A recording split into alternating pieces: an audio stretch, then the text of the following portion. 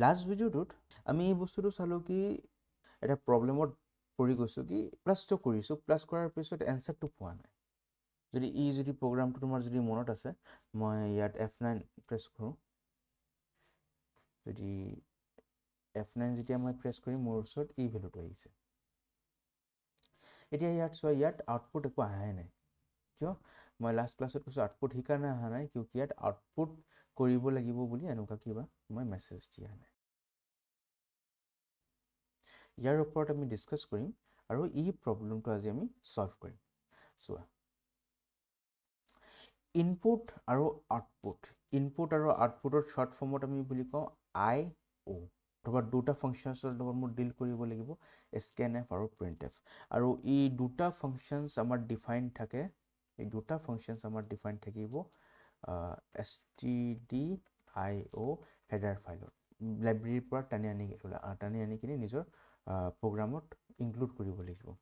চ' ইমানটো আমি কৰি আহিছোঁ, তাৰমানে আমাৰ নতুন হেডাৰ ফাইল ইনক্লুড কৰিব প্ৰয়োজন নাই। যে হেডাৰ ফাইল আমি ইউজ কৰিছোঁ, এই হেডাৰ ফাইল দিয়েই আমি আগবাঢ়িব পাৰিম।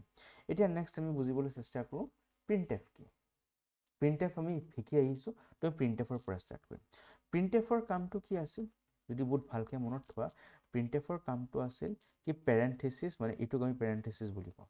পেৰেণ্থেচিছৰ ডাবল কোটেশ্যনৰ ভিতৰত যদি মই এটা মেছেজ দিওঁ, এই মেছেজটো মোৰ কম্পিউটাৰৰ স্ক্ৰীনত আহি যাব। হেল্ল', ঠিক আছে। এইটো মই প্ৰেক্টিকেলত চাইছোঁ, একদম প্ৰথম ক্লাছতে চাগে 3 নম্বৰ অথবা 4 নম্বৰ ক্লাছত আমি বস্তুটো চালোঁ।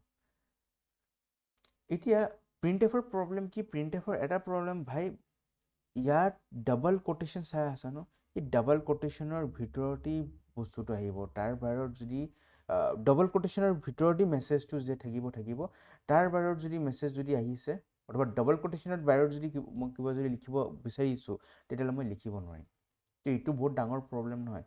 বাট প্ৰব্লেমটো কি হ'ল, মই যদি ইয়াত যদি নিজৰ ভেৰিয়েবলটো লিখি দিওঁ ন, চি, তেতিয়াহ'লে মোৰ চিটো ডিছপ্লে হৈ যাব। চোৱা, এতিয়া মোক এই চিটো ডিছপ্লে কৰিব লাগে। মই জানো কি 10 + 20 হোৱাৰ পিছত এইটো সোমাই গৈছে চিট। তো মই এক কাম কৰোঁ, মই প্ৰিণ্ট কৰি দিওঁ, প্ৰিণ্টএফ চি কৰি দিওঁ।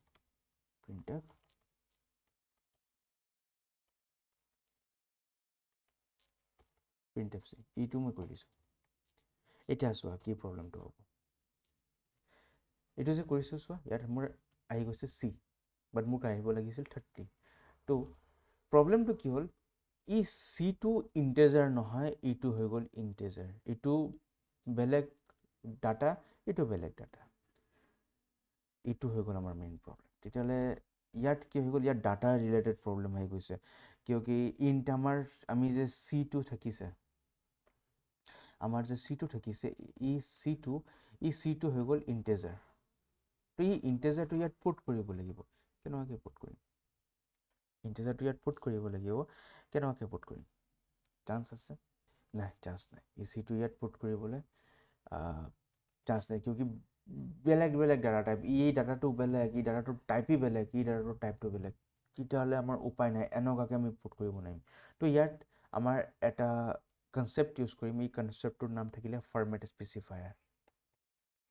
ফৰ্মেট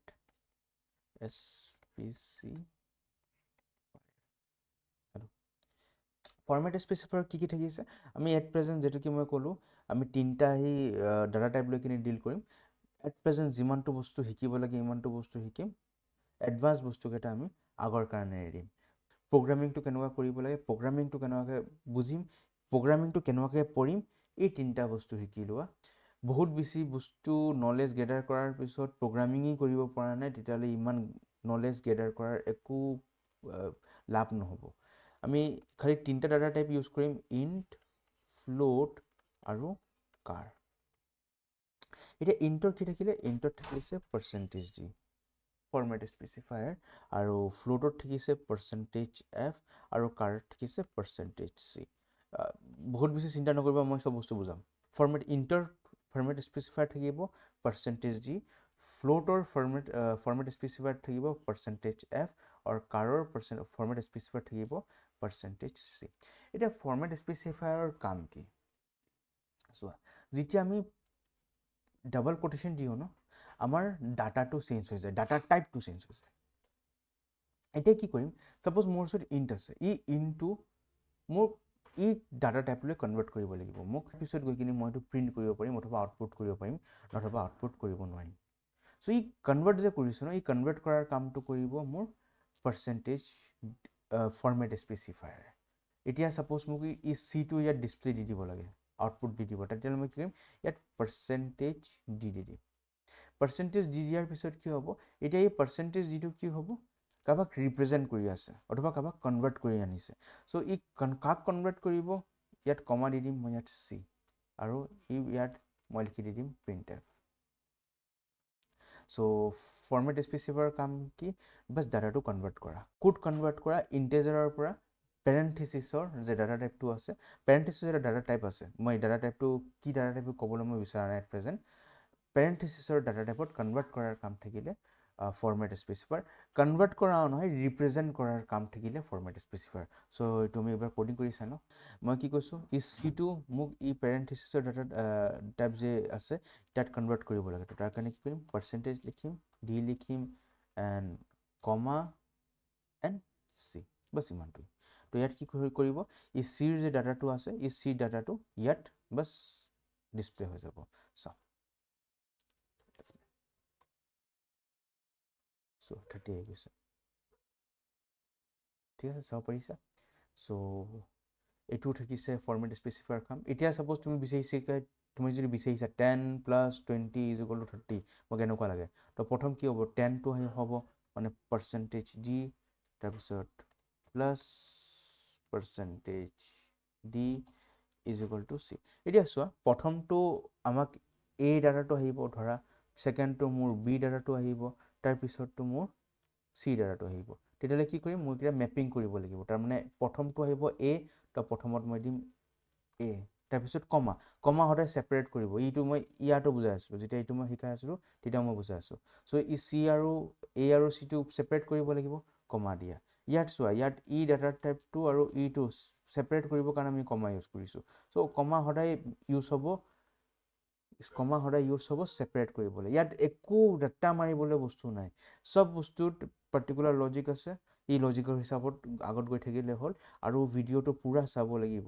যদি ভিডিঅ' যদি আধা চোৱা, তেতিয়াহ'লে আধা ইনফৰ্মেশ্যন পাবা আৰু আধা ইনফৰ্মেশ্যন নোপোৱা। আৰু কি কৰিবা, তাৰপিছত ডাটা মাৰা ষ্টাৰ্ট কৰিবা। চ' ইয়াত লিখিম বি এণ্ড চি, হ'ব। যদি ৰাট্টা মাৰা যদি ষ্টাৰ্ট কৰা, তেতিয়াহ'লে প্ৰগ্ৰামিং নহ'ব, ৰাট্টা মাৰিং হ'ব, ৰাট্টা মাৰিং হ'ব। চোৱা, ইয়াত এইটো ইয়াত সোমাব, ই বিটো ইয়াত সোমাব, আৰু ই চিটো ইয়াত সোমাব, ঠিক আছে। চোৱা, 10 + 20 = 30, ঠিক আছে, আমাৰ আহি গৈছে। এতিয়া মই যদি চি যদি ইয়াত দি দিওঁ, তেতিয়াহ'লে এ যদি এতিয়া ইয়াত দি দিওঁ, তেতিয়াহ'লে কি হ'ব, চোৱা, প্ৰগ্ৰামেটিকলি এইটো ভুল হোৱা নাই, বাট এইটো আউটপুট হিচাপত ভুল হ'ল। মানে এইটো চিনটেক্স এৰাৰ হোৱা নাই। কি আহিব চোৱা, যদি মই এনেকুৱা লিখোঁ, তেতিয়াহ'লে চিটো ইয়াত ডিছপ্লে হ'ব, বিটো ইয়াত ডিছপ্লে হ'ব, এটো ইয়াত ডিছপ্লে হ'ব। চ' মোৰ ওচৰত এনচাৰ আহিছে 30 + 20 = 10। চ' বংকাছ, যে যদি তুমি যদি কাৰোবাক যদি নিজৰ ইউজাৰক যদি দেখাই দিয়া, তোমাক ইডিয়েট বুলি ক'ব, হয় নহয় জানো। চ' তুমি লাজ পাবা। চ' সেইকাৰণে ৰিপ্ৰেজেণ্টেশ্যনটো প্ৰয়োজন। আৰু যদি মই এই এক্সাম্পলটো সেইকাৰণে দেখালোঁ, কিয় তোমাৰ যদি মনত এনেকুৱা প্ৰশ্ন উঠিছে, এ বি চি এনেকুৱা চিৰিজত দিছোঁ কিয়, প্ৰথম এ দিব পাৰিম, তাৰপিছত বি দিব পাৰিম, তাৰপিছত চি দিব পাৰিছোঁ। তো প্ৰথমত মই বি দিছোঁ, তাৰপিছত এ দিছোঁ, তাৰপিছত চি দিছোঁ, তেতিয়াহ'লে দিব পাৰা। প্ৰথম বি দি দিছা, তাৰপিছত এ দি দিছা, তাৰপিছত চি দি দিছা, একো প্ৰব্লেম নাই, দিব পাৰা, এনচাৰ ৰাইটে আহিব। বাট তুমি যদি আগত যদি চি দি দিয়া আৰু তাৰপিছত যদি বি দি দিয়া, তেতিয়াহ'লে এনচাৰটো পূৰা উল্টা পুল্টা হৈ যাব। চ' এই বস্তুটো তোমাক একদম বহুত বেছি একদম স্পেচিফিক থাকিব লাগিব, তুমি কৰি কি আছা। কিয় চিটো ইয়াত, চিৰ ডাটাটো ইয়াত গুচি যাব, এৰ ডাটাটো ইয়াত গুচি যাব, আৰু বিৰ ডাটাটো ইয়াত গুচি যাব। তেতিয়াহ'লে কি হ'ব, তোমাৰ 30 + 10 = 20 হৈ যাব। আকৌ উল্টা পুল্টা ৰিজাল্ট আহিছে, ৰিজাল্টটো উল্টা পুল্টা আহিছে। তুমি প্ৰগ্ৰামিং ঠিকেই কৰিছা, বা তোমাৰ আউটপুটটো দিয়া ভুল হ'ল। চ' এইবোৰ সৰু মৰু বস্তু আমি চাম। ফৰ্মেট স্পেচিফায়াৰ কাম কি, ফৰ্মেট স্পেচিফায়াৰ কাম থাকিব কি, ভেৰিয়েবলৰ যে ডাটাটো থাকিছে, এই ডাটাটো ৰিপ্ৰেজেণ্ট কৰি দিয়া আমাৰ ইফ ডাবল কোটেশ্যনৰ ডাটা টাইপৰ হিচাপত, মানে এটা ধৰণৰ কনভাৰ্ট কৰি দিয়া অথবা এটা ধৰণৰ ৰিপ্ৰেজেণ্ট কৰি দিয়া। কনভাৰ্চন একচুৱেলি ৱৰ্ডটো একদম পাৰফেক্ট ৱৰ্ড নহ'ব, বাট ৰিপ্ৰেজেণ্ট ৱৰ্ডটো একদম পাৰফেক্ট হ'ব। চ' ইমানটো আমাৰ থাকিছে আউটপুট আমাক কেনেকুৱাকৈ দিব লাগে এই বস্তুটো আমি চাইছোঁ। নেক্সট ভিডিঅ'টোত আমি চাম ইনপুট কেনেকুৱাকৈ দিব লাগে।